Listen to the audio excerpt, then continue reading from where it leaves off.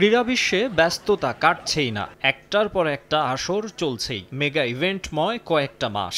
টি-20 cricket বিশ্বকাপের পর ফুটবলের দুই বিগ ইভেন্ট ইউরো চ্যাম্পিয়নশিপ আর কোপা আমেরিকা, আর এবার সামনে অলিম্পিক গেমস। চলতি মাসের শেষ দিকেই পর্দা উঠছে গ্রেটেস্ট শো অন আর্থের।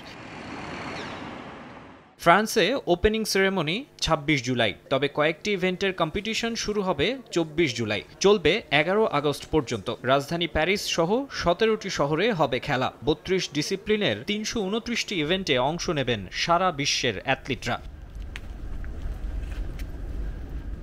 জোরে সোরে চলছে শেষ মুহূর্তের প্রস্তুতি।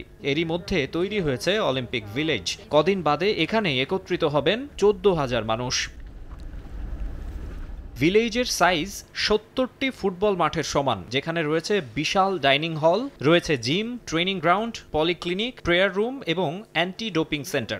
নগদের কাছে সব গ্রাহকই প্রিয়, তাই তো সারা দেশে ক্যাশ আউট চার্জ সবচেয়ে কম।